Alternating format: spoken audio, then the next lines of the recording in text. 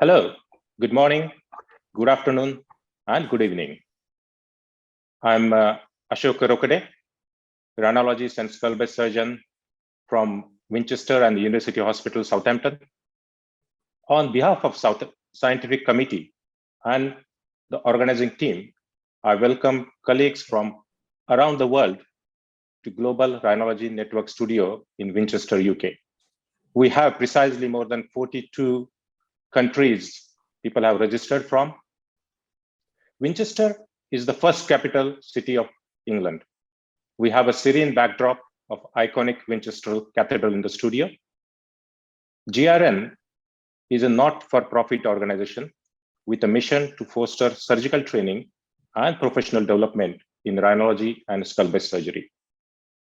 Borrowing from a famous quote from Abraham Lincoln, GRN is an organization of the surgeon, by the surgeons, and for the surgeons. It is free for all without any boundaries of any sorts. Our past events, Grace 2020, the annual live surgical event, have been very well received by our global delegates. GRN Academy is proving to be very beneficial to trainees and professionals alike worldwide, and its membership is growing. I'm truly thankful to Professor Thibaut van Zelle of Ghent and Agnieszka Strambos from Switzerland to offer the privilege of hosting this very unique and special event. Professor Claus Bachert is retiring from Hospital and University of Ghent in Belgium after a long and illustrious career. Professor has played a pivotal role in bringing two streams of medicine and surgery together in rhinology. We will be connecting to the live event of immense academic importance befitting to the career of Professor Claus Bachert, taking place in the University Auditorium in Belgium. It is hosted locally by Professor Thibaut van Zelle, who will be taking on the mantle further along with his colleague, Dr. Philippe Gavet. So without further ado, over to you, Thibaut in Ghent. He's joined by Agnieszka Strambos and other eminent panelists.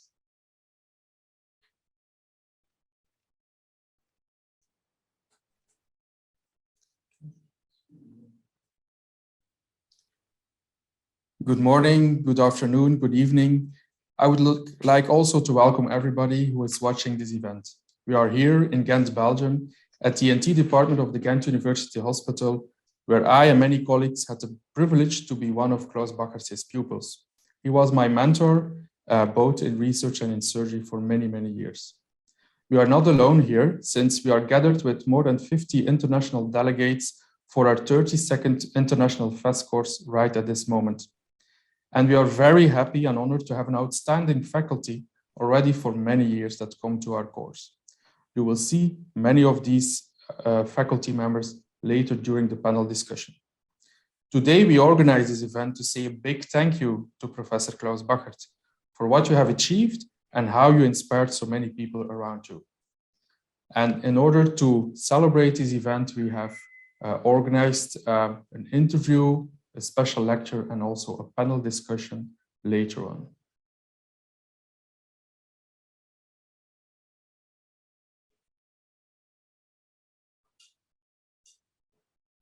Hello, my name is Agnieszka Strambos. I am an ENT surgeon and Medical Affairs Director at Medtronic ENT. It is a great honor to welcome you, Claus, in this special day for you and your friends who came here and to celebrate rhinology during this day and the course. I have a question for you. What do you prefer, immunology or rhinology? The answer to that is very simple. A combination of both, of course. Of course, where most of my research interest came from, where I think I could add most to the understanding of disease, is from immunology. But I'm not an immunologist. I'm not trained as an immunologist. This is sort of self-training, reading things, going to meetings, trying to understand what these immunologists with their T cells and other cells and B cells and receptors and so on are talking about. Because I found that it would help enormously in understanding sinus disease. And my application was always a very direct clinical application to better understand the disease. And of course, from that, I'm very happy to say that there were really therapeutic consequences, not only in the understanding of the disease, but also in the therapy on the long run of the disease. So I'm seeing myself as a sort of a link between rhinology, surgery, and diagnostic of disease, and immunology, because I think it's very hard for a person who deals with asthma not to think about immunology, and the same is true for everybody else. This answer actually says a lot about you. So I would like to jump to your childhood and your adolescence. Agnieszka, sorry, Agnieszka, can I interrupt you there? Can the volume be a bit improved with Professor? Okay, if you get the mic a bit closer to the Professor and the volume be up, please. Yeah. Is it better? Yeah, it's a real live event. As you can see, it's a real live. Thank you. It's the cup. Okay. Thank you. I hope it's better. Yep. Are we good? Okay. So you, as a child, as a young person, the family you grew up, what was particularly relevant? What kind of things shaped you as a person, and you see it today as an accomplished? This is quite a personal question, of course. First of all, I have to say that my father was a doctor. He was a medical doctor. He wasn't practicing. He was working for the pharmaceutical industry, trying to improve medications for patients. Now, but he had quite some links, which I was able to use in the sense of very early going to other doctors and experiencing what they do in their clinic, how do they approach certain problems. And it was very early when I had the first contact actually with ENT. I think it's not very straightforward to think about ENT when you're just in medical studies, but because I had contact with colleagues already, and I found it very positive contact, very open discussions, and just very simple, you know, what is the procedure or what you're doing. And I realized also what was the deficit, because there were clearly surgeons in the first place. And so I quite early said, well, what is this inflammation? What is this disease? And I didn't get answers, with the exception of, well, there's a problem of drainage and ventilation. No, why does that problem lead to that kind of inflammation? And that is something that very early, was leading me into a way, and specifically also to ENT, I would say. Ashok, would you like to pose a question? I think you are quite interested in the next steps of Klaus's. Yeah, that's quite interesting to get some insight into what shaped you, Professor. I think, can you tell us about your university days and your ENT training? Well, I went to university in Heidelberg. I studied, was very interested in anatomy at that time point, and I remember the days there. At that day, or this time, there was a lot of social unrest, a little bit at the university level. We had young students who wanted to go against the establishment. I remember that quite well. So so that was a bit for me politically a little bit in an unsecure time. I had to drive quite a long distance to Heidelberg every day or every second day. So I already figured out what courses I really needed to go to and what courses I didn't need to go to. And again, as I said, my interest was in the beginning very much in anatomy. I liked it very much. And then also developed a interest in immunology by very early talks about cytokines, interleukins, 1, 2, 3 at that time. Now we are 45 plus. And these first experiences and trying to understand how the cells talk to each other, that was something which interested me a lot. And then on the other side, friends of my father were ENTs. They guided me a little bit in the ENT direction. So at the end, it ended with an interest that I could combine. I like the endoscope because in the beginning, we didn't have monitors. You look with one eye through the endoscope, and I'm one-eyed. I can only see on one side. So that was sort of allowed me to cope with this disadvantage in the beginning, which nowadays is not so important anymore because you can have it as a big screen and not just as a small endoscope. But that is some of the stories. Of course, I thought about it a little bit what you would answer and what I would tell you. And that is, I think, how it came together to actually a mix of ENT on the one side, but a strong interest in immunology. Interesting. Ashok? That's great, Professor. You're well known around the world for being a great teacher. You have a galaxy of students that have trained under you. But who were your teachers that really influenced you? Well, of course, I went to a relatively normal education, I think, for ENT. But I had this contact to immunologists quite early. One of my ENT professors then was Professor Ganser, who came from the Düsseldorf ENT clinic at that time, Professor Rokade.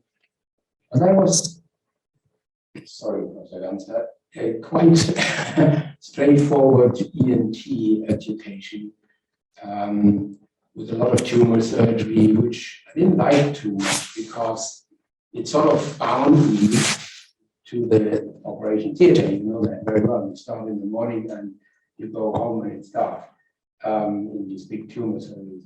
So that very early I started to rather go into the cellar and do some little tests looking for some cells or cytokines and put that together. If you ask me today why that was so much of my interest, hard for me to say, but it is really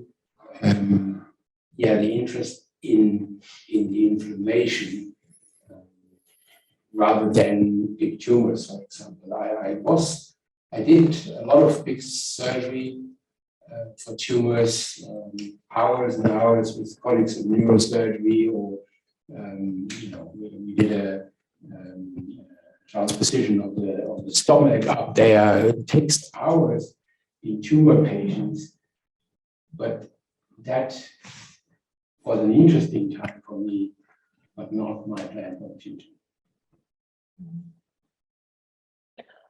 Professor, could you tell us about your team and how that team shaped your career? Actually, in my careers, there were many teams in a way, but if you talk about the last team, this is, I think, really in the main, in the background, there's always an interest also for immunology. A lot of people who worked with me started actually doing a thesis in a related topic, or had some interest also, I think, in inflammation, and that formed a team. If you look at today, Philip Hayward is very interested in allergic rhinitis, immunotherapy. So again, this is going into that direction. Thibault is, of course, more a surgical person, and I think I'm very happy about that.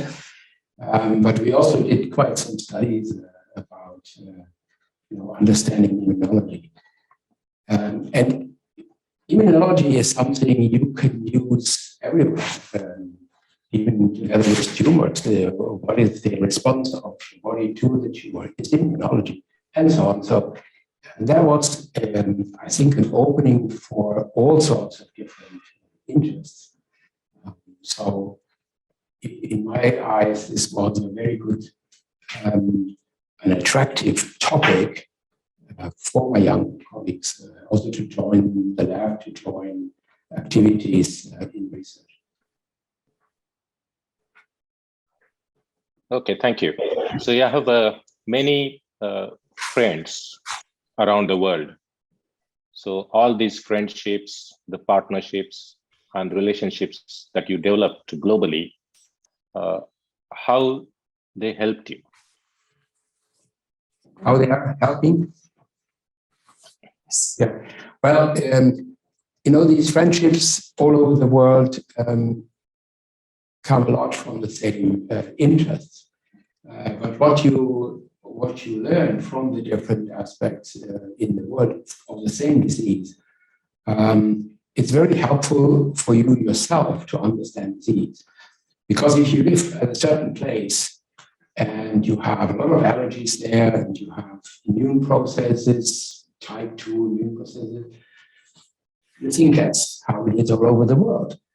But the moment you go to somewhere else and have someone who studies with you the same disease in that different country, then you realize, oh, that's not the case. I mean, we have here 85% type 2 eosinophilic disease and chronic rhinosinusitis and nasal polyps. In other places in the world, it might be as low as 25% or even lower. In other parts of the world, you also have type 2, but it's mostly fungus related. And you cannot see that at the place where you live, because you only see a certain population with a disease that you think is all over the world the same, but it's not. And this is really the key for me in understanding the differences in disease. And then once you have considered that there are differences, you can look at those things that are different and how they are related, for example, to severity of disease, or how they are related to asthma comorbidity. And in that moment, you really start understanding this disease much, much better. Okay, thank you. Any particular name of the person you would mention that influenced you most? Well, of course, there was a time where I was giving a lot of courses in Germany. Professor Stennert in Cologne was very helpful in that time. I had a very good relationship with Professor Stamberger, and we had, quite interestingly, because he comes from a totally different aspect, but we had very good discussions, and I tried him to convince him of inflammation as something important. And I think I was on a good way of finding also some agreement there. But then, of course, he passed away, unfortunately. It's really tragic. So, yes, there was a lot of things with other colleagues. We had some quite nice experience in Australia, Peter Warwold, and also in David Kennedy in the US. But it was very clear some of these surgeons were not prepared at all to understand what I was talking about. So they kept their principles, and they didn't understand that there is something else in ventilation and drainage. So that took quite some time.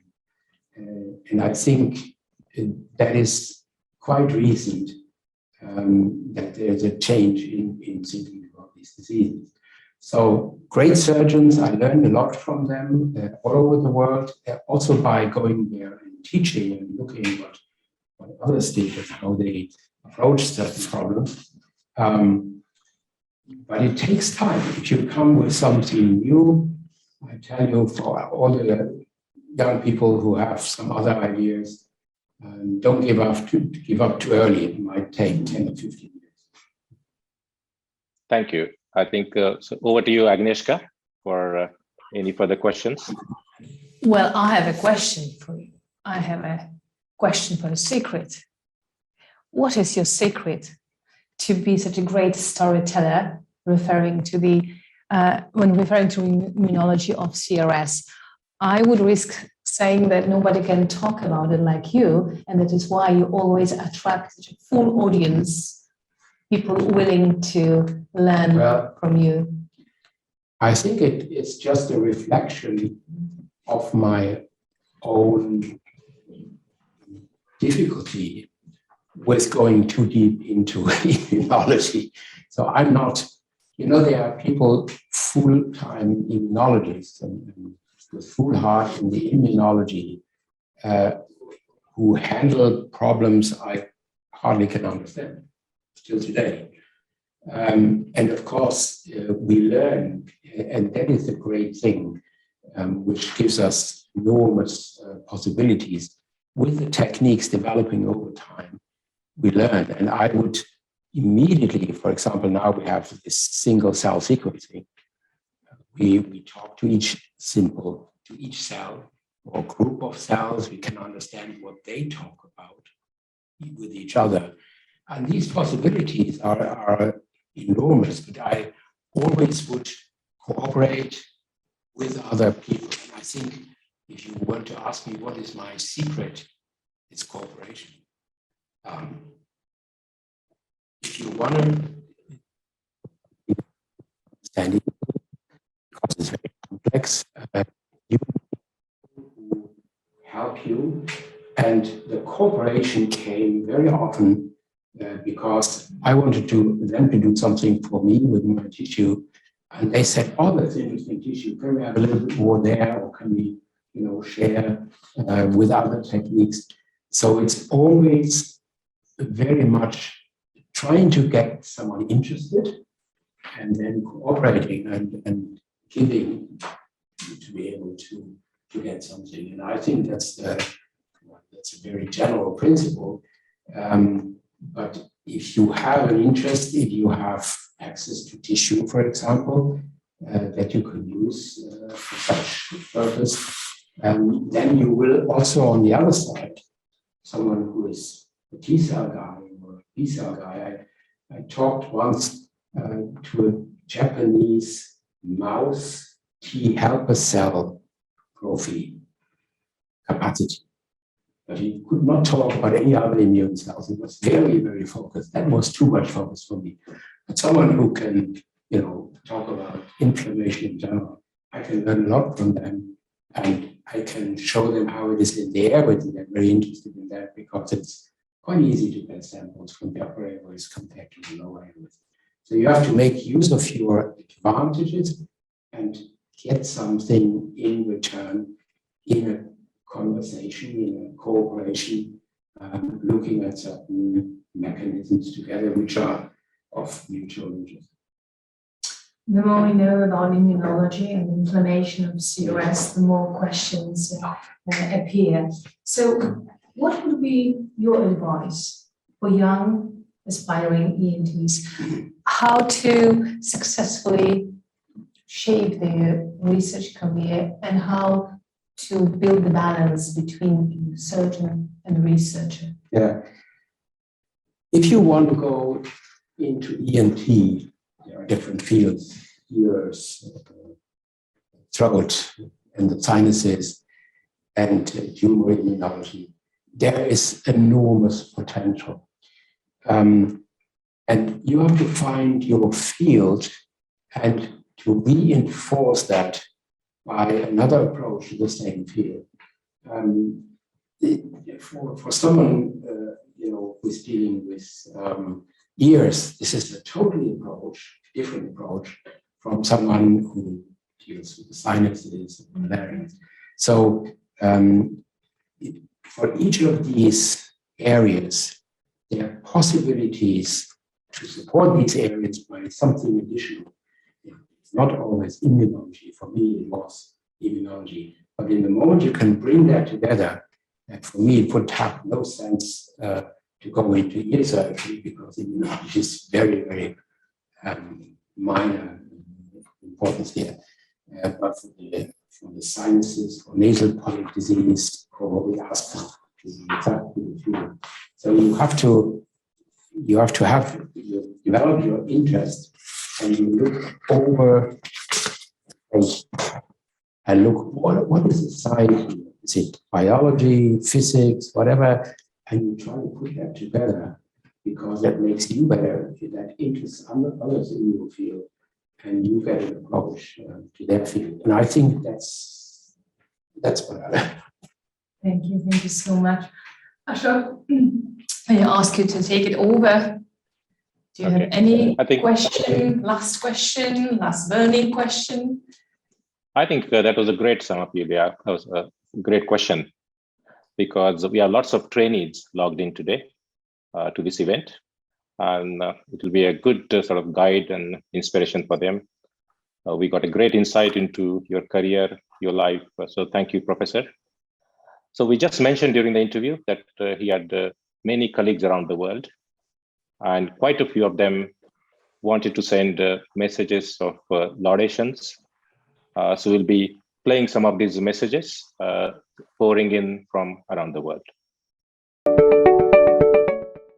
Dear Klaus, I have been asked to make a very short video clip about you as a farewell clip from me. It is going to be very difficult to make such a short video clip to highlight all your achievements. I have uploaded in the Web of Science, and I will switch now to have people see this. 1,194 papers, unless there is another Claus Bachert, of course, with over 50,000 citations, and even more important, an H factor of 104. I think there is no other ENT colleague with such an achievement. And the only question I have is now, with such a dedication to research, where is your other part of your life that is probably now coming into function after becoming 65 years of age? It has been a big pleasure being your friend since many years, and I'm very proud of you as being the absolute #1 rhinologist worldwide, and there are no others who can even match you. Said this, it is not easy to understand that someone who has doing so much and so many research work, that you are still a very skilled surgeon and has trained very nice people around you that will hopefully be able to substitute you in the near future. Said this, there is another issue I'd like to highlight, and that is that within your name, Bachert, there is an expression that comes to my attention. That is the name or noun ache, A-C-H-E, as a substitute of pain. I can only hope that you have considerably produced some Bachert, Bachert to many other people who, but not to me. So I have been spared that part of you where you have left people Bachert after your publications and presentations. Said this, I'm looking very much forward to the course in August, but also to meetings in the near future with you and with Nan, and hope to be able to hug you soon. By the way, I can offer you a 1-hour contract here at our hospital, so that the stupid institution you have there in Belgium will lose all your impact factors that will then become ours. See you hopefully soon. Bye-bye. Dear Klaus, our friendship has evolved over the past 4 decades. And throughout this time, I have enjoyed watching your successful rise. For me, success is defined by the following outcomes. Number 1, how is the person loved by the people who know him best? His family. Nan and your large family love you with all their heart, and you love them back equally. Number 2, who are his friends? All you need do is look around and you see them in your presence, and many, many more scattered around the world, all privileged to be considered to be your friend. 3, the innovative work performed to enhance their professional expertise. And in your case, there are several addressing the medical and surgical treatment of sinusitis. Number 4, how have they influenced the education of the rising professionals? Your manuscripts, yearly courses, and extensive presentations worldwide have mentored and educated the rising rhinology surgeons, and in turn helped treat thousands of rhinosinusitis patients worldwide. All in all, you have left an impressive footprint in this world. Congratulations. Still, you are too young to just give up, and I'm looking forward to hear and read your continued innovations. With love, your friend Jim. Dear Klaus, you stand at a very special moment in your career, the end of being paid by the Ghent University, sometimes called pension. I cannot imagine that you're really stopping to work, but maybe it will be a little less and in a different location. I admire your power, intensity and stamina in pursuing sinus inflammation. Without you, we probably would not be able to treat our patients with biologicals today. I thank you for your hard work for science and patients alike, and wish you a long and happy life together with Nan and your many children. Klaus, it's both a pleasure and an honor to be included in this celebration. If I were to try to summarize your contributions, your lifetime of contributions, in a short phrase, I would say that you really almost single-handedly at first brought modern molecular bench techniques to the field of CRS. This was back really in the 90s, and it raised the bar of research quality and truly transformed the field by bringing modern concepts of immunology to bear on our understanding of CRS pathophysiology. You were the pioneer, and many groups, including ours in Chicago, followed your lead. We can now see this work coming to fruition for patients with the advent of biologic therapies and many more targeted therapies to come. I have enormous respect for your accomplishments, and I'm very pleased to call you a friend. I wish you much success as you transition to the next phase of your career, and I look forward to seeing you again soon.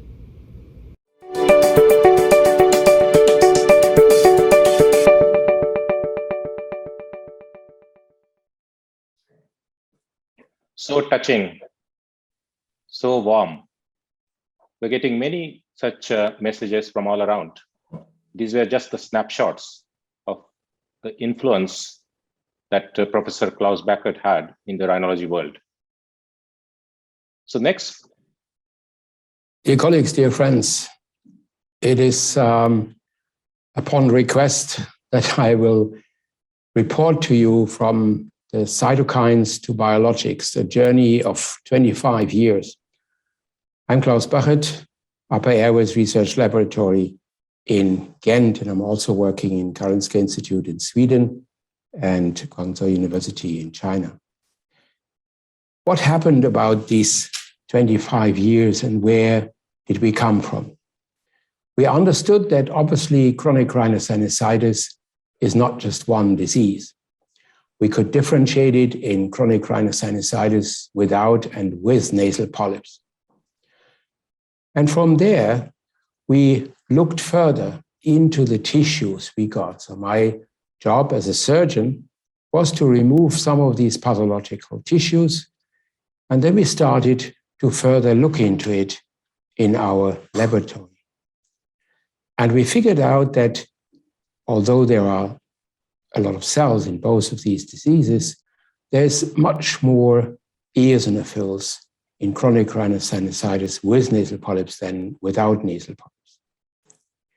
And nowadays, with the measurement of different cytokines, of a whole range of cell and cell surface markers, we could differentiate not only between chronic rhinosinusitis with and without nasal polyps, but we could differentiate, so to speak, endotypes.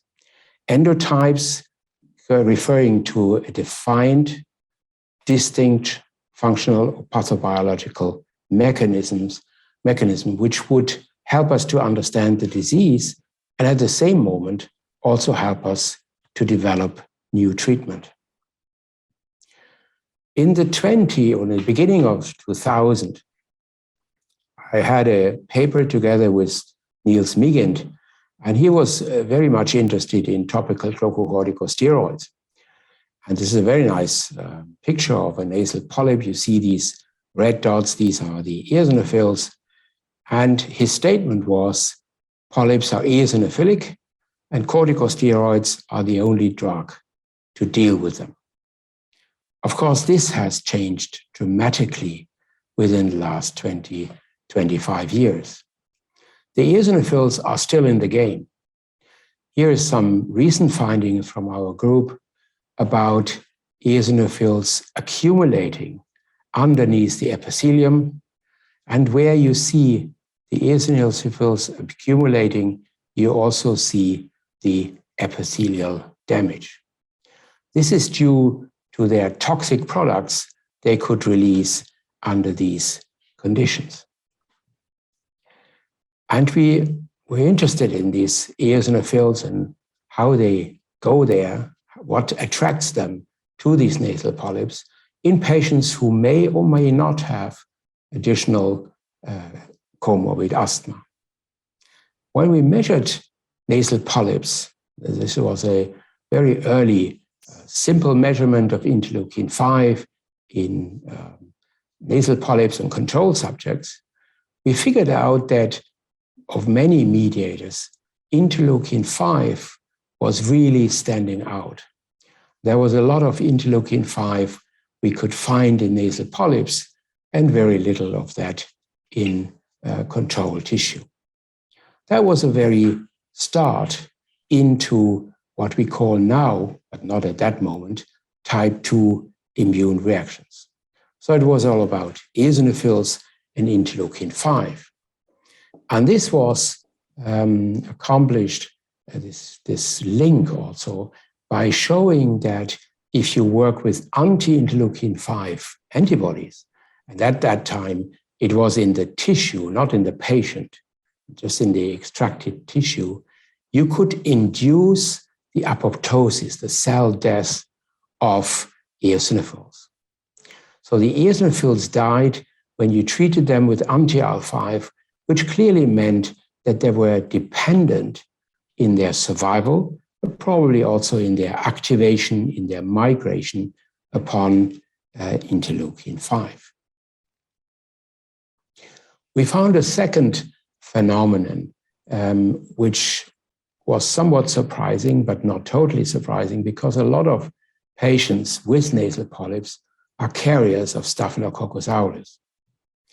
But we could show that they also reside intramucosally, that they are part part of the content of some cells, so they are intracellularly. And the more Staphylococcus aureus colonization you had, the more there was also IgE formation. And this IgE was specific to Staphylococcus aureus enterotoxins. This was work we were able to do with Gunnar Johansson, who actually discovered IgE as an immune globulin class of its own. So here we could show that colonization with Staph aureus was linked to Staphylococcus aureus IgE formation in the nasal polyp, and this was really different from controls in nasal polyps, and it was even further increased in those patients with asthma or aspirin sensitivity as a comorbidity. Still, we needed to show that this was really related to Staph aureus. So we looked at nasal polyps that were colonized with Staph aureus and those who were not, which were not colonized. And we found a significant difference in the interleukin-5 production over 24 and 72 hours. So we added nothing, just had the polyp with the Staphylococcus that was adhering to it or intermucosally, and that already drove the interleukin-5 production.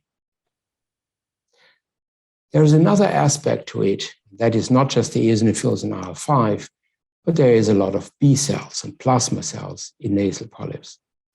And what we figured out that according to the profile of these patients, a lot of these patients were allergic and others were not allergic. But still we found a lot of IgE locally in the nasal polyp tissue. And this IgE formation, monoclonal antibodies actually of the IgE class, were directed against a lot of different allergens. That had nothing to do with a simple allergy, but that was a, as we called it later, a polyclonal IgE formation against hundreds of different allergens that could be inhalant allergens, grass, house dust mite, and mold, but also the Staphylococcus enterotoxin mix, or the staphylococcal enterotoxins. And there are several of those. The most known is probably SEB or TSST1, toxic shock syndrome, toxin 1. So we could show that the formation of IgE in the polyp, this tremendous overproduction of IgE, was actually linked to the presence of IgE antibodies to Staphylococcus aureus enterotoxins. So we had, on the one hand, the IgE component, on the other hand, the eosinophils. And in 2016, we published all these data together in a trial to understand chronic rhinosinusitis. All of these patients here in this diagram have chronic rhinosinusitis. But as you see on the right side, some of them have no polyps and others do have polyps. Up there is the blue is no polyps at all, and down there in red, everybody has polyps. And you see also that the likelihood of having asthma is clearly related to these different endotypes. And what you see is that chronic rhinosinusitis nasal polyps has up to 60-70% asthma comorbidity, whereas this is quite infrequent in those patients without nasal polyps. When we then looked at the analysis of cytokines that were either type 2 specific, IL-5, IgE, ECP, or not, such as IL-17, interferon gamma, IL-22, IL-8, then we clearly saw that the difference between the CRS without nasal polyps, without asthma, and those with nasal polyps and with asthma was on the type 2 side, interleukin-5, IgE, and ECP. Whereas interferon gamma, for example, was more or less equally distributed over the field. So in order to further work on that, we knew that there were groups of patients who had a type 2 immune reaction, and that type 2 immune reaction could come in different strengths, different severity, with or without Staph aureus enterotoxin IgE. And these differences would translate into the formation of polyps and the likelihood of comorbid asthma. So when we looked at surgery, which of course is also our main interest as ENT doctors, we also could show that those patients with an increased IgE, with an increased ECP, eosinophil cationic protein as an expression of eosinophils, interleukin-5, and staph-specific enterotoxin IgE, those patients had by far the worst prognosis, so more recurrences after the first surgery versus those patients who rather had a high interferon gamma or a high IL-17. So clearly, again, this pointed to type 2 immune reactions, as we show it today, as a very important part of nasal polyp immunology. Together with Bart Lambrecht here in our clinic and Hans-Uwe Simon, we looked further into the activation of eosinophils. And we looked into the release of major basic protein and other major components of eosinophils. And we could show that extracellular traps or extra eosinophilic traps, extracellular eosinophilic traps, EETs, are actually a phenomenon we find in nasal polyps as a response again to Staphylococcus aureus infection.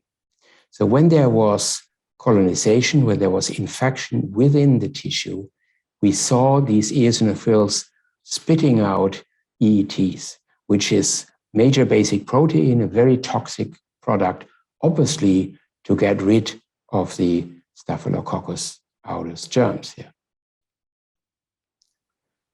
Nowadays, from these findings that interleukin-5 is involved in the upregulation of this inflammation, but also IgE was involved, we tried in first proof of concept studies to show whether an anti-IgE would help, an anti-IL-5 would help to reduce polyp size.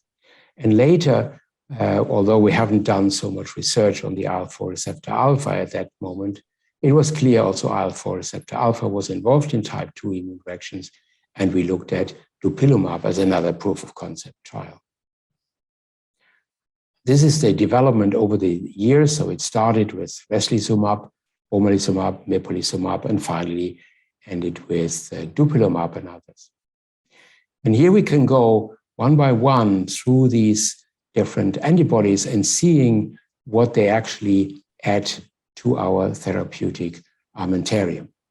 So if you treat with a monoclonal antibody to interleukin-5, and this was, of course, a double-blind, placebo-controlled study, see very clearly the co-primary endpoints where the change in nasal polyp score and the change in the nasal obstruction visual analog scale, one of the most important symptoms of these patients with nasal polyps. You clearly saw that by the treatment with mepolizumab, there was a reduction in the nasal polyp score, and there was a reduction in the need for surgery during these first study weeks, 25 weeks in that case.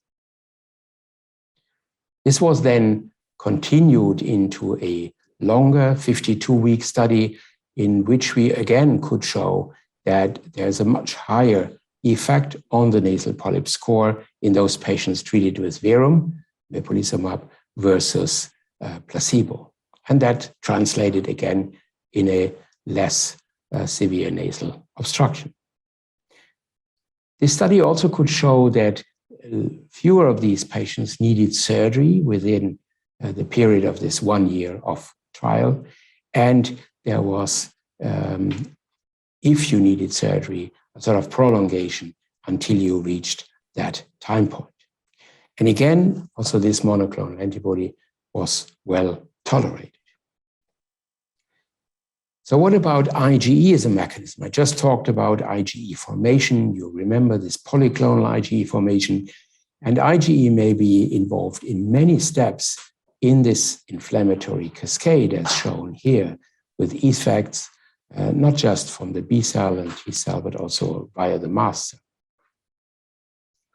Again, this was a 24 weeks trial, double-blind, randomized, placebo-controlled, versus or with another 28-week treatment period, an open-label extension study.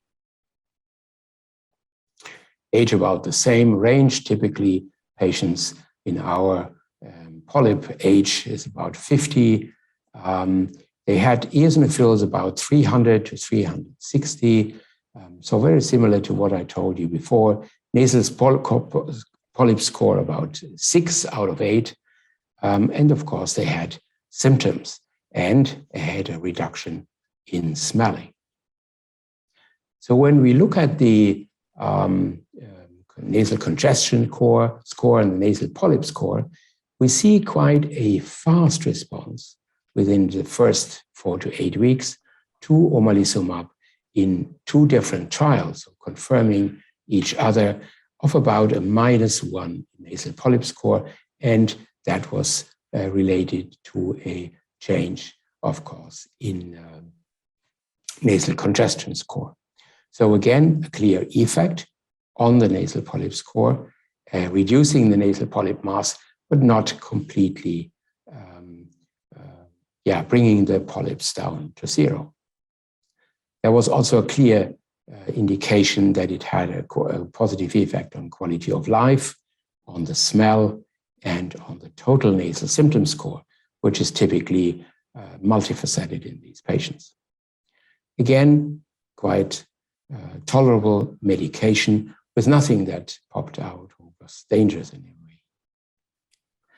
So we have talked about anti-IgE, about anti-IL-5, more or less approaching the eosinophil. What about an approach that is actually more tailored to handle the total type 2 immune reaction? By targeting the interleukin-4 receptor alpha, which is actually a receptor that is expressed on many cells, B cells, monocytes, fibroblasts, T cells, eosinophils, and epithelial cells. That theoretically could be a more efficient and larger approach to the problem.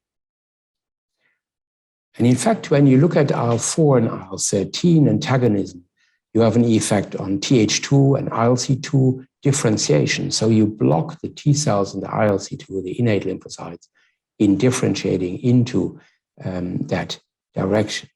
At the same time, you have an effect on the B class. B class switching, IgE production is very much dependent on interleukin-4 and 13. And of course, you have quite some other effects, so basophil degranulation, but also goblet cell hyperplasia, mucus production are in very specific, dependent on interleukin-4 and 13. Whereas as you look into interleukin-5, the eosinophil trafficking, you also have an effect not on the eosinophil generation, but on the trafficking of eosinophils into the tissue. So you might have a better completeness of your interference of type 2 immune reactions. And this is reflected in the Sinus 24 and 52 trials. going over 24 and 52 weeks, double-blind, randomized, placebo-controlled, with also an extension period.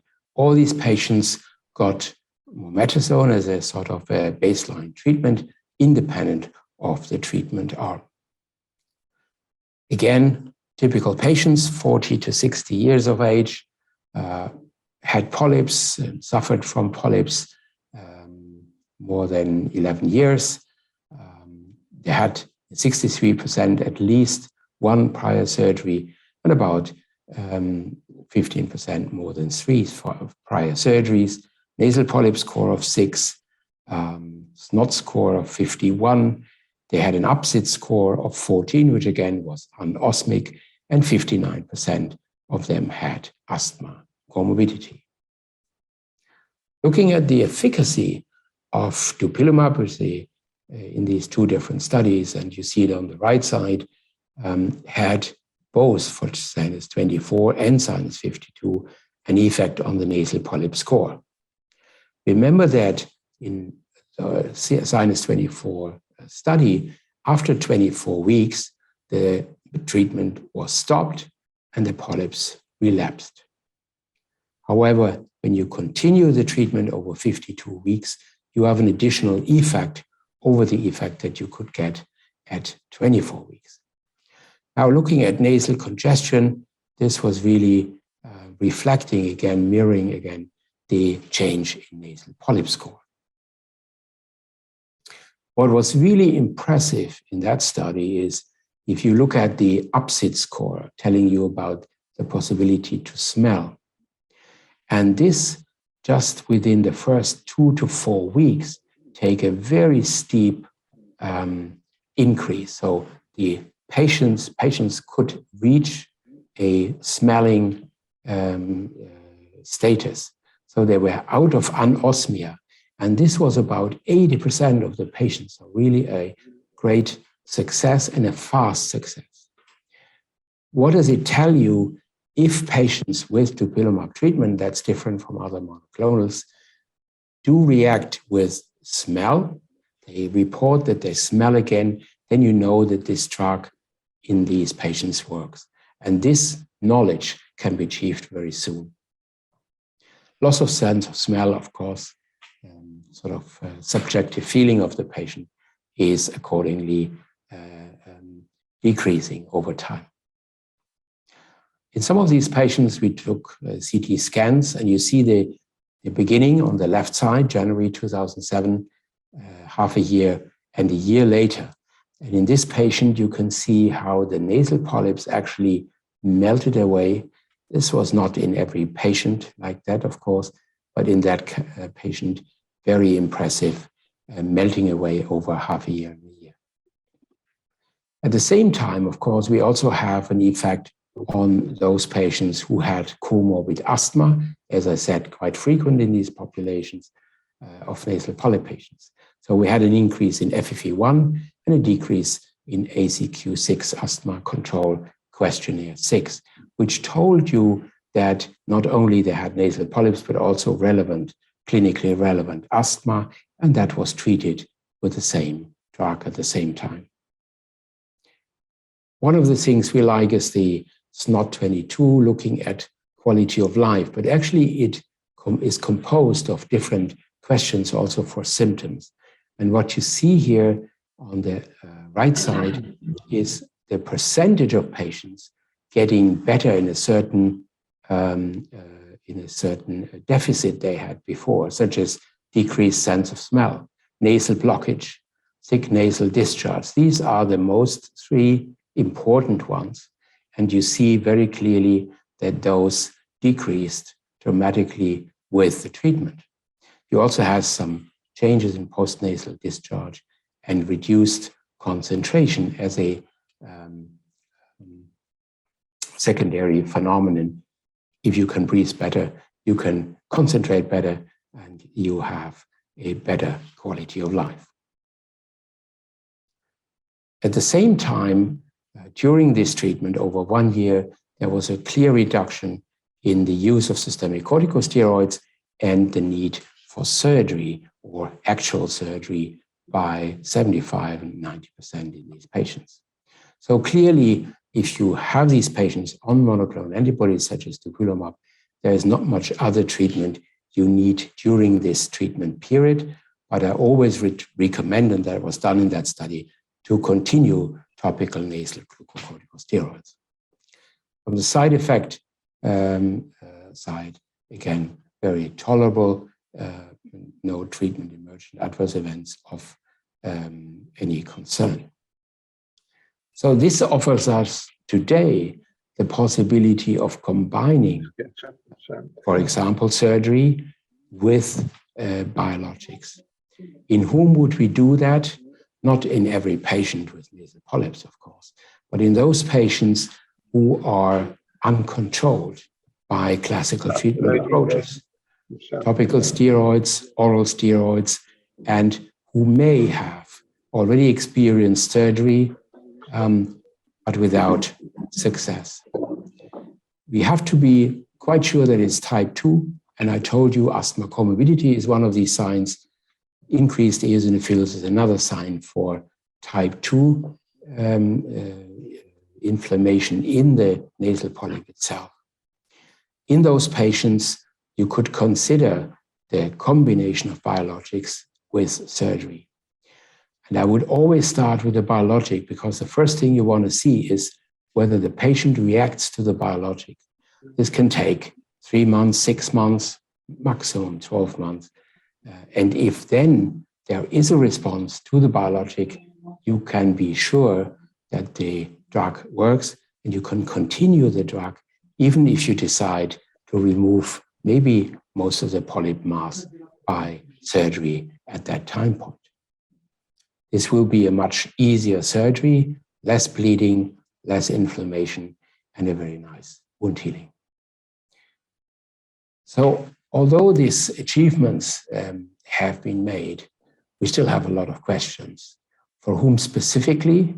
For everybody with nasal polyps, or at least for everybody who failed surgery or who doesn't like to undergo surgery? Which biologic? We have different options. Which one would you look at it? And this is not just free of some thoughts about costs, national rules, and restrictions. How to combine best surgery to biologics and how to combine different biologics with each other if that is considered necessary. As I said, I would start with the biologic, do the surgery, and then in the case the biologic works, and then continue with the biologic. But how long should we do this treatment? 1 year, 2 years, 5 years, lifelong? For severe asthma, we know that there is no endpoint. And we here also in this severe inflammatory disease at the moment have no hints of that after 3 years or 5 years, this disease would be turned into a healthy status. So in fact, we have to think long-term for biologic therapies. I want to thank a lot of people who helped over many, many years in the lab, in the clinic, specifically, but also in the lab. And these are people I met here in Ghent who came to here, people I met in China, I met in France, in Germany, in the UK, in many other places. And I'm very, very thankful for all the cooperations we could have, gaining knowledge, specific knowledge of people, for example, in the area of Staphylococcus aureus, in the area of measuring cytokines, understanding immune reactions. Nowadays, we need an international and interdisciplinary team to solve these problems. Thank you so much. Thank you, Professor. You really took us on this very informative journey. Truly a grand oration. It was a distilled essence of your work for last 25 years.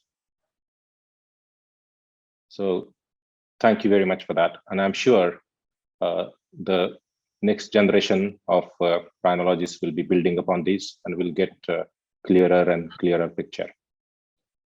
So we'll be moving to the next event, and that will be the roundtable. We'll be presenting a roundtable. Now this time, we'll be looking into the future of rhinology. We got eminent rhinologists on the roundtable present in the Ghent, and the roundtable will be led by Thibaut and Philippe Gavet.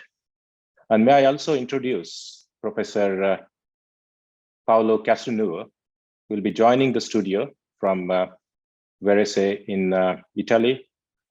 Welcome to Paolo, and it's a really great privilege to have you on this occasion.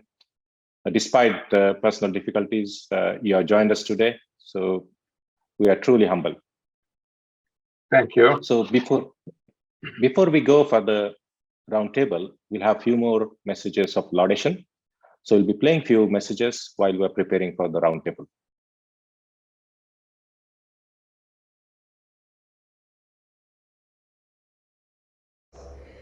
There's a special time of your life coming to you, and I'm honored to have this opportunity to wish you all the best for the coming years. I remember when in 2006 you published with my mentor Professor Stamberger already about IL-5 and potential anti-IL-5 treatment together with Philippe Gavet. I was a very young student back then and was all fascinated about nasal endoscopy, FES, and also chronic rhinosinusitis. And you have been an inspiration since then. I also want to thank you about many opportunities of doing studies together and of cooperation, be it within the IACI, be it within other opportunities. I'm really grateful for that. And despite you going into retirement, and I suppose retirement for you means only partial retirement, that we can continue with this work. All the best, alles Gute und ganz liebe Grüße aus Graz, dein Valentin Tomaschitz. Hi, Klaus and Nan. I'm very honored to speak for this unique moment. Actually, I have a lot of words to say, and I don't think this is the conclusive speech. We took this photo in Beijing several years ago when we were both young. In the middle of a long journey, today is just an ordinary day. I'm waiting here in Beijing for your next stop. Now you are seeing the very first photo Klaus and I took with Stettin Shell in Sydney 17 years ago, when we attended the 11th Congress of the International Rhinological Society. In 2012, I was so glad to visit Klaus and Nan's house at Ghent. We successfully built up a formal collaboration between Ghent University and the Capital Medical University. Most importantly, we have collaborative laboratory of upper airway research, a platform for the productive collaborative research. 5 years ago, we have such a wonderful vacation in Beijing, Gubei Water Town. Klaus and Nan set up your foot on Great Wall. Of course, our two families also had a great tour in Europe in 2018. I'm missing the Michelin star restaurant a lot. My last visit to Ghent 3 years ago is unforgettable. I brought the Chinese delegates to Ghent course, and my Chinese colleagues were satisfied with the experience. I like to see this photo of our two happy families. You haven't eaten Dadong roast duck for more than 3 years, which you like very much. The good news is they are still improving their dishes. You will have a lot of opportunities. Finally, congratulations on the retirement from Ghent University. I hope we can meet more often in the future. This will be a new beginning for you and for us. May you have a wonderful course there in Ghent. Thank you. Dear Klaus, I can only say good words about the relationship with us. Your kindness and sympathy during courses, meetings, congresses reflects your human quality. Besides, I can't imagine that you can retire. I can't imagine clinical trial on inflammation, nasal polyps, or even biologics without Klaus' stamp on it. Coming to this moment, I just want to wish you happiness and greatness with your family. Thank you for everything you do for us. Bye-bye and see you around. Dear Professor Claus Bachert, dear our friends, I'm very happy to send sincere greetings to you. 12 years ago, I studied in Ghent under the guidance of Professor Claus Bachert. In the past 20 years, Professor Claus Bachert and his team have made outstanding contributions to the cooperation between China and Europe, trained many young scholars, published excellent achievements together. Wish our friendship continue forever.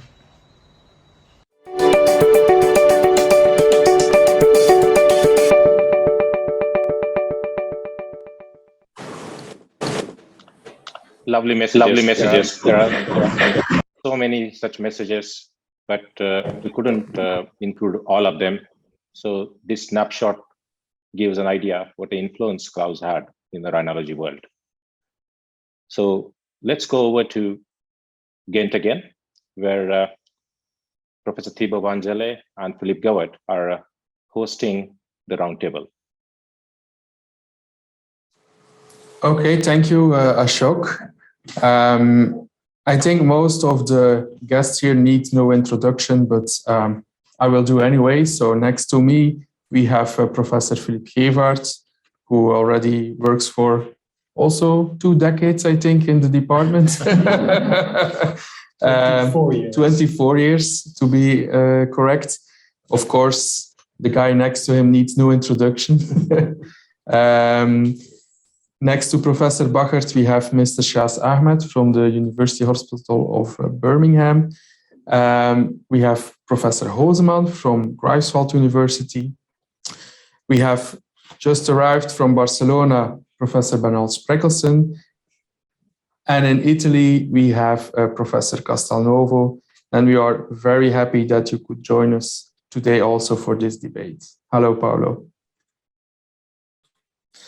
So, hi. We already heard a lot in the grand oration from Professor Bachert about endotyping, and it's a question for you, Klaus. What would your advice be to an ENT doctor to endotype in daily practice? And do you think there are any innovations also on the way to endotype more precisely? Yeah. Today, I think it's really down to 2 things. One is comorbid asthma, and the other thing is look at the eosinophils. That's quite easy. Of course, you should know that you cannot look at the eosinophils when you just gave oral steroids, but in a sort of steroid-free period, you can use the eosinophils as indicator if your comorbid asthma did not tell you already that this is type 2. We did some studies there in a population of 100 patients approximately. Or that comorbid asthma is 90% type 2. I think that's enough evidence. If that's not the case, then the eosinophils will help you out about 300, and that is type 2. If both is not the case, well, then we need further evidence. Maybe just look at the histology the patient had a former surgery. And I hope also his histology is very important for us. A lot of people just think it's not important because it's not tumor, but it is important because it helps us understanding the inflammation. So if there was once eosinophils, there would be always eosinophils and type 2 around. We saw that this disease, when it comes back, doesn't change even if it comes back 2 times or 3 times. Thank you. For Professor Roseman, how do you see the place of biologicals at this moment? More or less now we consider them as an option when surgery fails in a type 2 patient. But do you think they will get a more and more important place in the future? And do you think we can modify the disease with these biologicals?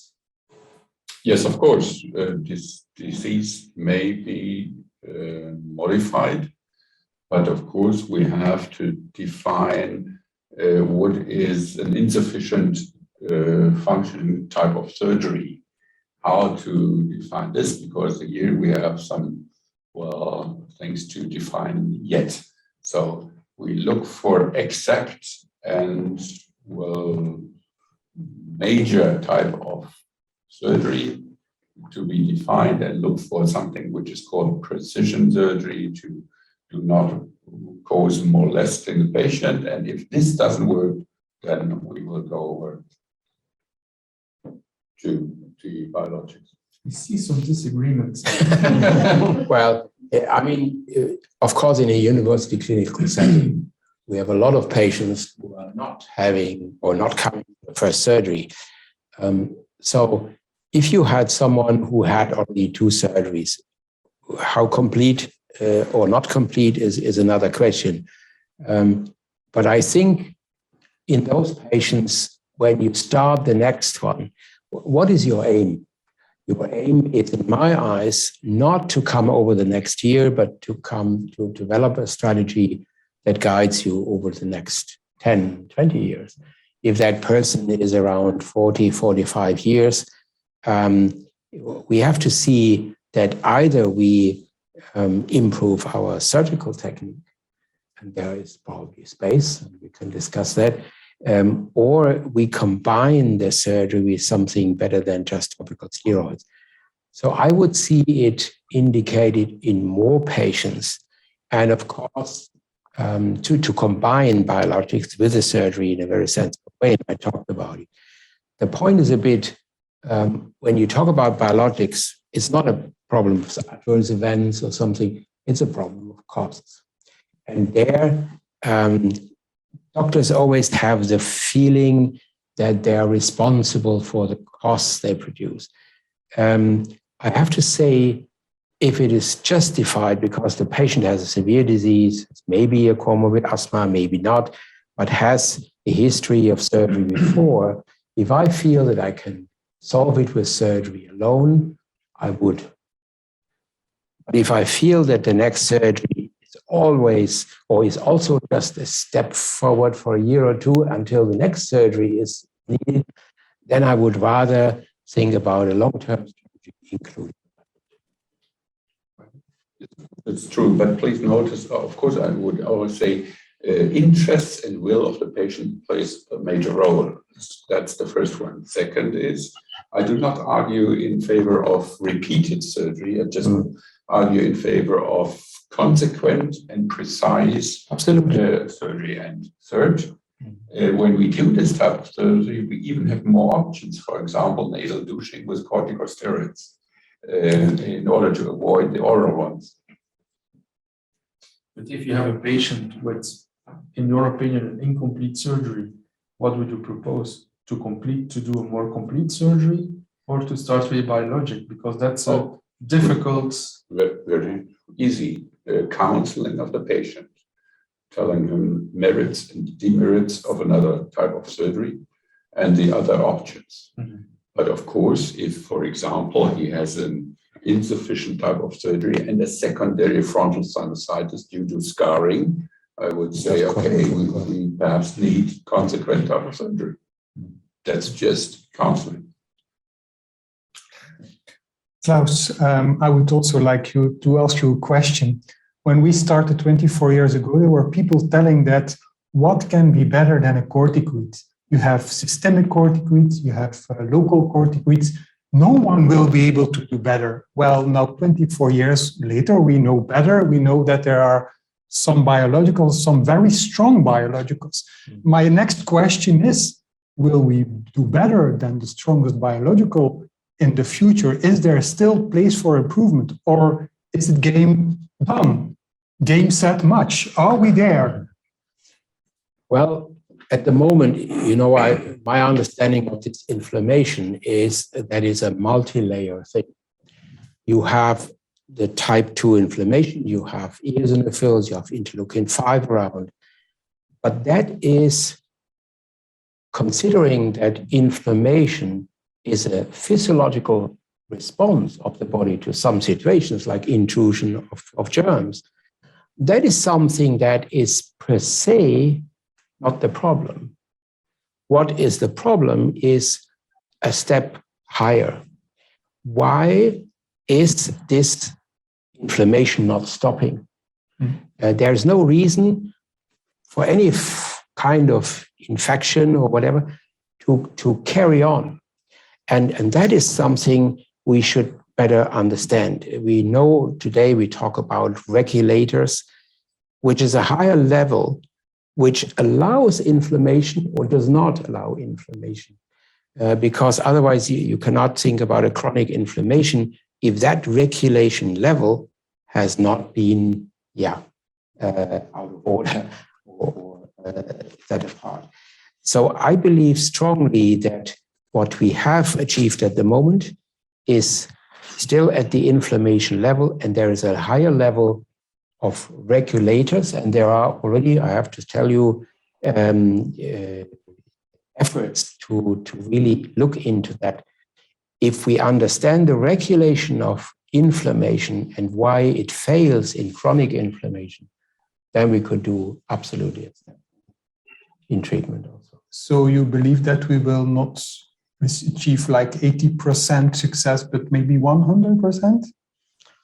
100% is always difficult, but what we might achieve is a better success. If you look at the biologics today, you reduce the nasal polyp score, which is 6 by 1 to 2 points.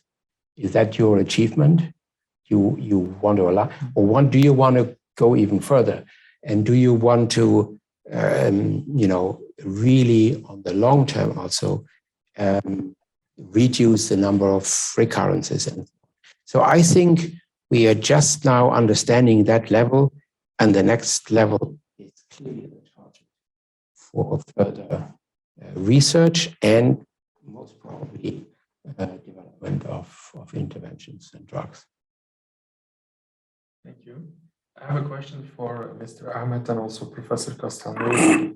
So we know that fast surgery was developed in the 80s and has had a massive improvement in the technique and how we operate. What can we expect in the future? Will we do less surgery, more aggressive surgery, or more conservative surgery in the future for inflammatory disease? So I think Professor Bachert has already touched on and Prof Hosman on more precision surgery. So I think it is to reduce the number of surgeries by this concept of understanding as much as we can about the disease and then planning the first operation or the first definitive operation as the ultimate one, whether that be almost a reboot procedure at the outset. Professor Castanova? Yes. Yes. What do you think in the future? What technical innovation also will come for endoscopic surgery? Well, I think that first of all, I want to thank you all, and I have a real admiration for Klaus, and he was a real inspiration teacher for all of us and the young doctors. I think that the key point in the future will not an improving of the surgical techniques, because we have already today be very delicate and precise.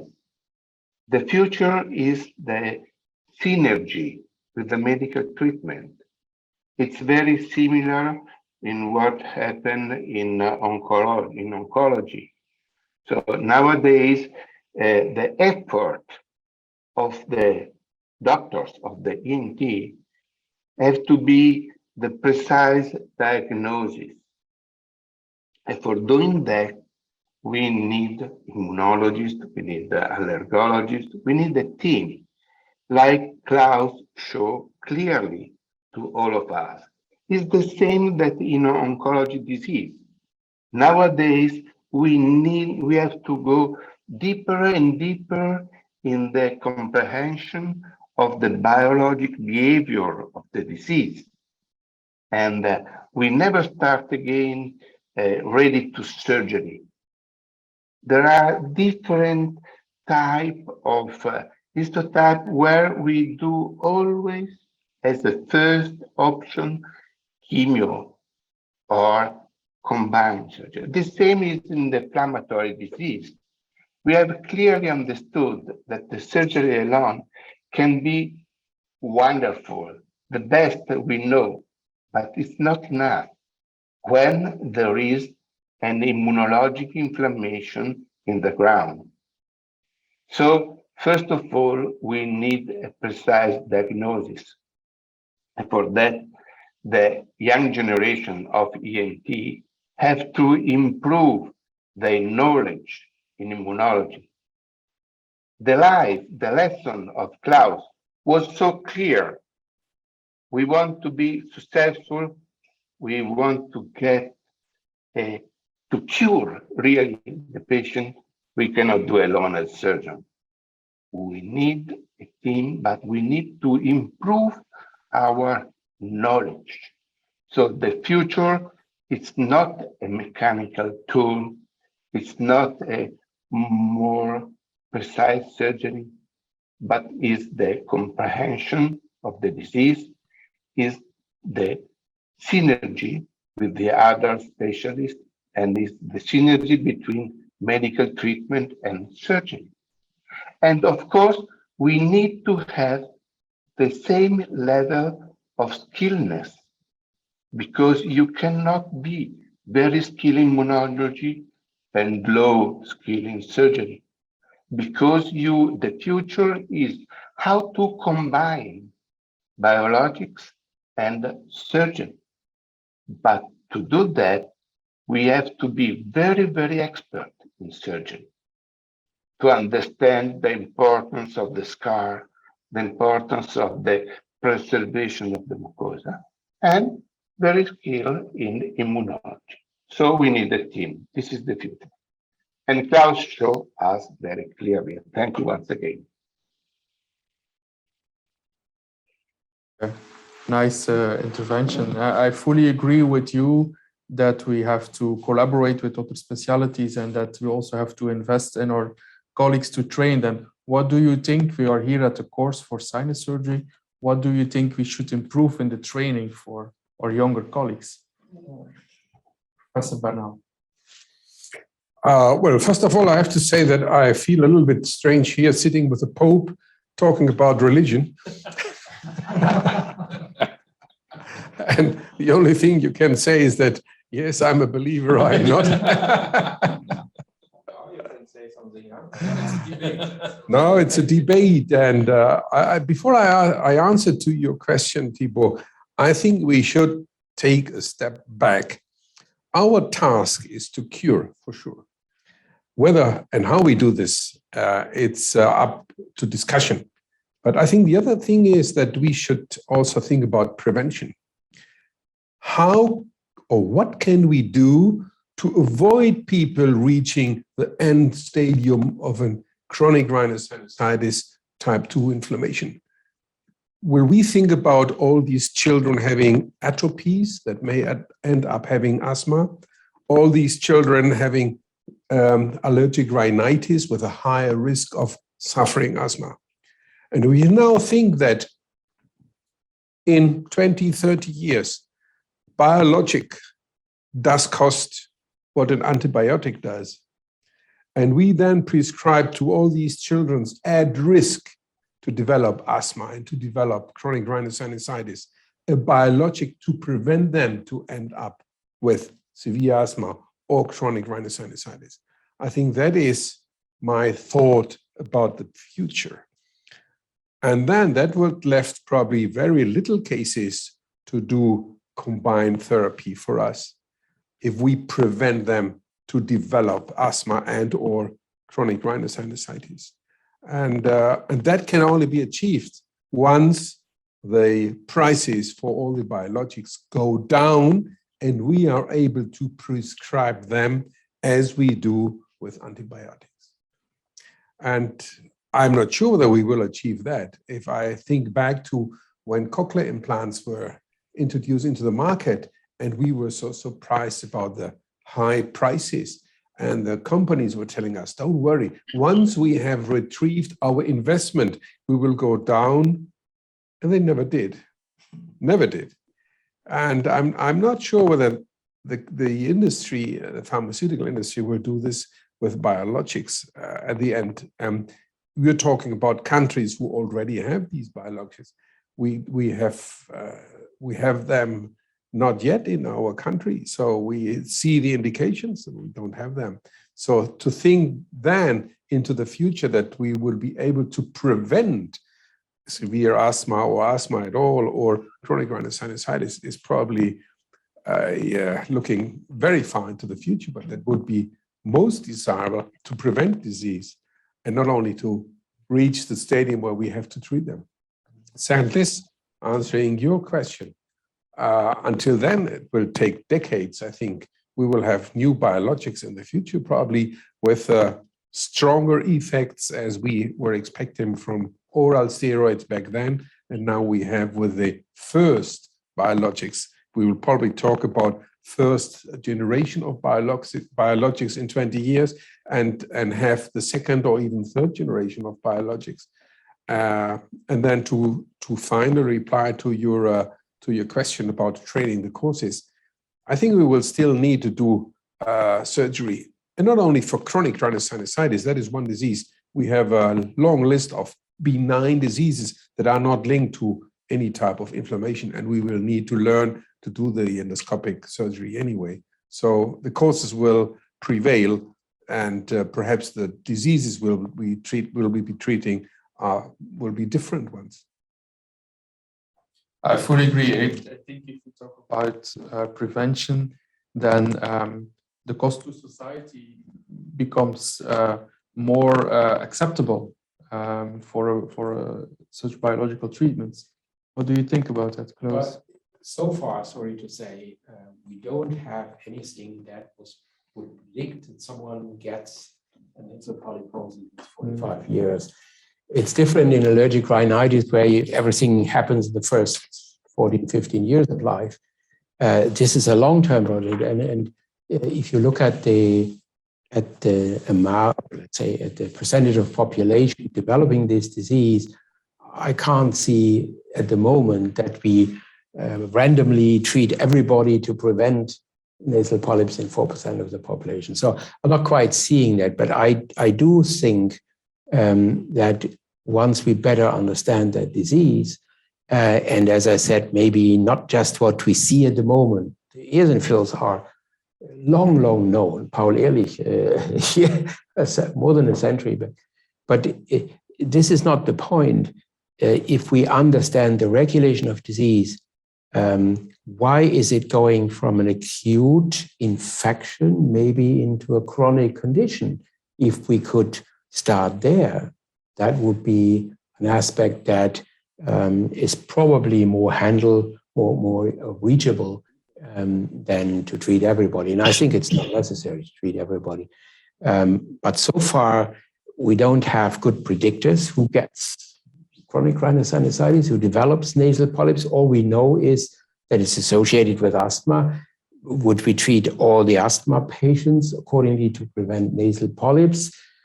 Even that would be probably an overtreatment of a lot of people. So we have to be clearly better in understanding pathophysiology, which helps us to predict why certain persons.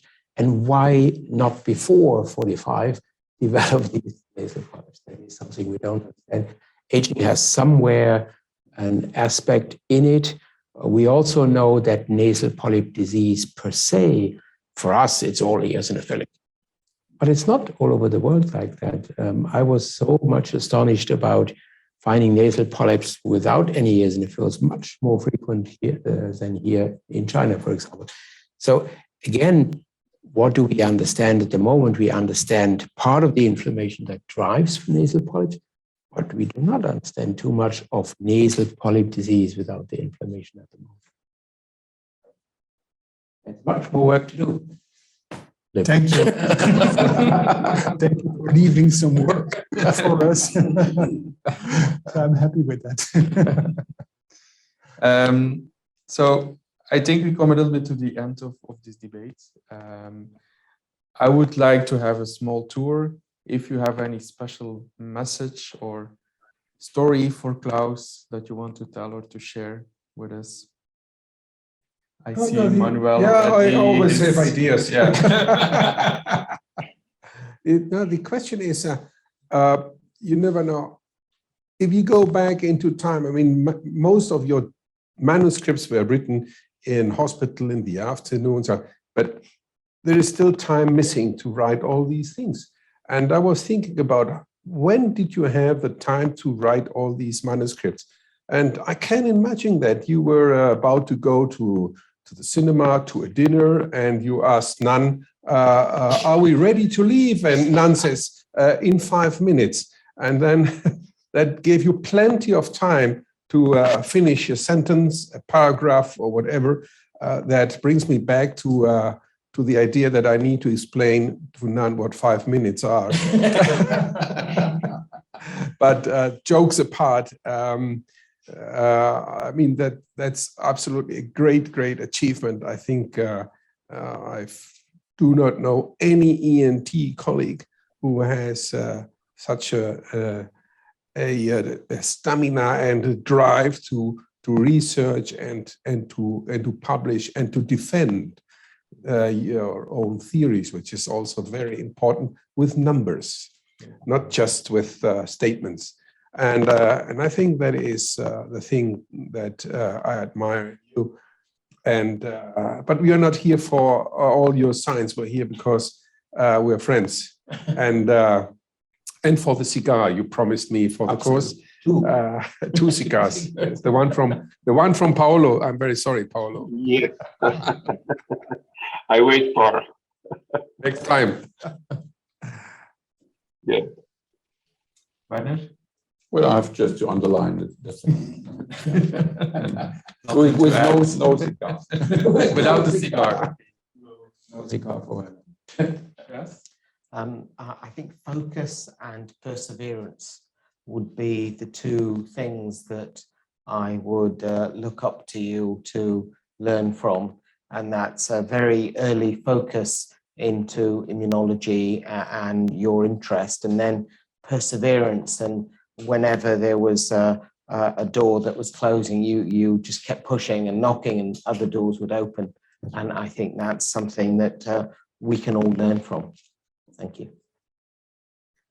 Yeah, Klaus, I think you did a great job. And 25 years ago, when I was a student, you tried to convince me to work on nasal polyps. And I can tell you, I was not interested at all. He talked for 2 hours to me and he said, well, it's interesting. And I said, well, it's a disease. It's not an important disease. So why would I spend my life doing that? But he convinced me, and see where I get now. So I was convinced. But then we found out that no one, unless we both were interested in the disease, companies were not interested, no one was interested. So I think that's what you did. You tried to raise interest, not only in me, but for the world, the pharmaceutical industry, governments. See where we are today. That's because you never gave up. You always continued pushing and making this disease, which was unknown 20 years ago, is now something very popular and hot. So I think this is what you really did, making a disease, understanding what it is, and then find the solutions for that. And I think that's what you did, and you fought very hard to get this. I'm very happy today that in Belgium, we have now the first treatments that we can give to our patients. And I think mainly the patients are very grateful for you that they have this kind of normal life again. And yeah, it's something I learned to my students, and I invited you to the students, for the first year students in Ghent, to give your view on that. And I think you can tell them that you solved the disease, or you maybe didn't solve it yet, but at least you put it on the map and made it something to care about and that governments and industry understand. So congratulations for that. Thank you so much. Paolo, do you have a word for Klaus? Yes, only the last consideration. I am happy because I think that now you, Klaus, have much more time for your dream and much more time to make excitation in young doctors and to involve them in this way. So I think that I expect that you go ahead and be ready to have a lot of young doctors asking your teaching again. Thank you. Thank you, Paolo. Thank you all the panelists for this interesting insights. I think the future looks bright. I think we stepped into a new era in rhinology, especially for inflammatory diseases. And you, Klaus, did a major contribution to that. So to thank you for all the work you did, how you inspired people, we have a small gift for you. And Manuel already mentioned it a little bit. So every time around Christmas, we get some emails from you to announce the course if you want to participate again. And then afterwards, we get more mails. Can you do a second lecture, a third lecture, a fourth lecture? And you try to compensate this with Michelin stars and cigars.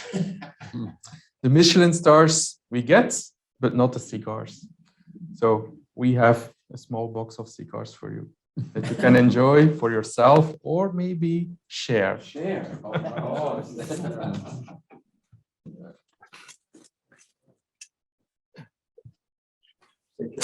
Oops. Yeah. Here you are. Thank you so much. Take care of the water. Yes. Thank you so much. Well,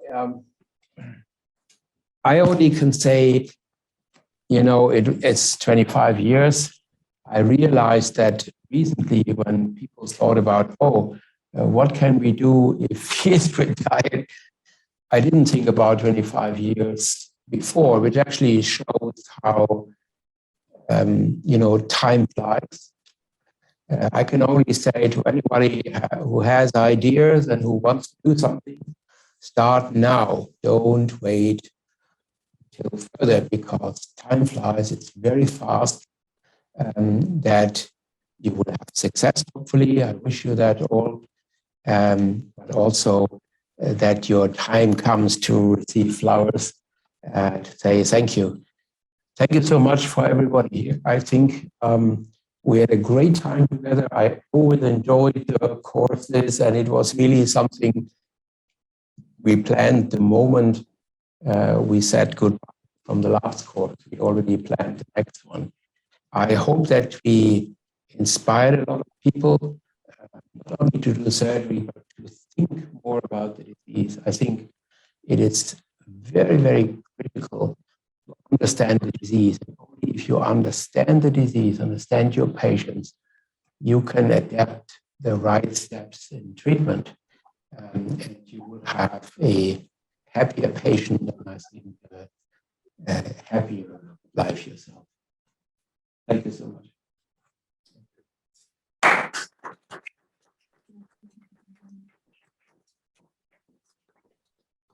I would also like to thank a lot of people who worked on this event. I think Ashok and also Agnieszka from Medtronic. Without you, this was not possible. So I would like to give the last words to Ashok in the studio. Thank you. Thank you. Thank you, everybody. We are really feel so privileged to be part of this event full of information, science, event full of feelings and emotions, and such a key landmark event. So I have a difficult job. I have to thank everyone, but I'm worried that there is such a long list of people that I have to thank to, the individuals, organizations, well-wishers, and supporters. What I realized that all these people came together and were very willing to be part of this event, doing everything that they could to make this event possible. And that's for Klaus's reputation and his work, and everybody felt that they want to be part of this. So first of all, thank you for our global delegates for being part of this event. There are people, I'm told that more than 43 countries have registered for this event and joined us today. So thank you, Agnieszka and Thibaut, for giving this opportunity to take this event globally. So of course, the first thanks go to Professor Claus Bachert for doing all this throughout his life painstakingly to take rhinology further and bringing us where we are. Then for this event, the team from Ghent, again, Thibaut, Philip for hosting this panel, all the panelists there, Manuel, Professor Hosman, and my good friend from UK, Shaz. So we're really truly grateful for putting up this wonderful, very informative roundtable. I also want to thank for my GRN, that is Global Rhinology Network Scientific Committee. I have a Manuel here, I have a Paulo here. They've always been very supportive. Professor Anshul Sama from Nottingham, Christos Georgalos from Greece. They have helped me a lot for this event, and they have logged in for the event. Then all my organizing team members, Yulia Ochnikova from Medtronic, the local technical team, which is Johan Graham, Betul, and others who really worked hard to make the event possible and get the technology going. Our GRN technology team, Dinesh, Anil, you have done a wonderful job. I know, we all know how much hard you have worked behind the scenes, day in and out to make this event possible. So great, thank you to you. Then also our admin team, Ms. Pam Morir, who is our GRN manager, and other my organizing team members. Thank you to Medtronic and Karl Stotz for your support to make this event possible. And if I've missed any individual, I'm worried probably I have, then it's in error, not with any intention. The organizations, many organizations have come forward and supported this event. ENT UK, then British Rhinological Society, Raj, Ujay, Henry, Archana. A big thank you to all of you. They are our BRS Council members to get this event out. Also, European Rhinology Society, Professor Wiske Hawkins, she has really supported getting the word out for this event. Then Canadian Rhinology Society, I'm sure Manuel has spread it to the Spanish and European rhinologists around the world. So thank you, everybody. And I would like to, watching this presentation once was really not enough for me. I would like to revise. So this event is recorded and it will be available on our GRN website and GRN Academy YouTube channel for all of you to watch and go through it and consolidate the learning and take the lessons further. So the mantle really moves on to now, in Ghent at least, to Thibaut and Felipe. So thank you again, and hope that this was helpful for everybody who were part of this event. So goodbye and probably good night from GRN studio in Winchester.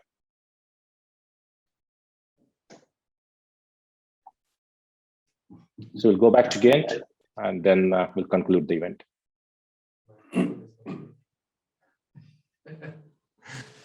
Ashok, thank you for these nice words. And I think here from Ghent, we have nothing to add anymore. So have a good evening, have a good night, and see you soon. Thank you. Thanks for the support. See you. Bye-bye, Ashok. Bye. Bye.